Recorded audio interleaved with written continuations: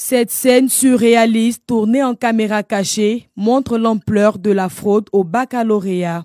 Ici, au lycée moderne de Marcory, un candidat sort de sa salle de composition, fonce dans l'arrière-cour de l'école, contacte un individu qui lui remet un document, visiblement le corrigé de l'épreuve de philosophie qui se déroule au même moment.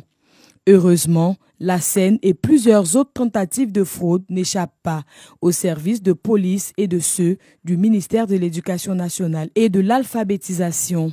Pour la seule journée du deuxième jour de composition, ce sont une dizaine d'individus, dont des candidats, qui sont mis aux arrêts dans le district d'Abidjan. Je suis allé prendre un brouillon sur lequel il y avait un sujet de philosophie, avec l'introduction et la conclusion. Donc je suis suspecté pour la tricherie. J'ai juste remis mon téléphone à un petit pour qu'il puisse me remettre.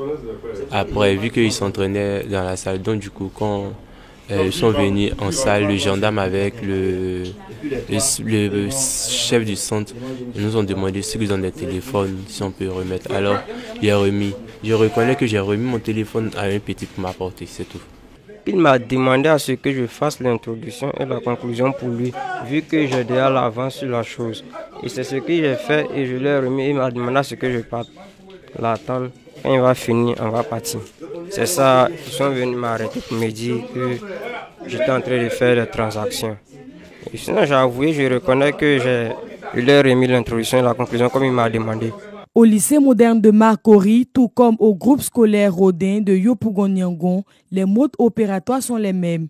Soit les candidats fraudeurs reçoivent les corrigés via WhatsApp, soit ils trouvent une astuce pour récupérer le corrigé de l'épreuve des mains des individus se trouvant à l'extérieur des centres de composition. L'opération qui a servi à mettre le grappin sur eux traduit bien la volonté de la ministre Mariatou Koné d'améliorer considérablement les acquis du système éducatif ivoirien en accentuant la lutte contre la fraude. N'attendez pas qu'on mette des vidéosurveillance, n'attendez pas qu'on utilise des moyens ultra sophistiqués pour vous empêcher de tricher. Soyez vous-même votre propre gendarme, votre conscience personnelle, parce que c'est votre valeur intrinsèque que nous allons juger. L'opération discrète se poursuivra jusqu'au dernier jour des examens à grand tirage sur toute l'étendue du territoire national.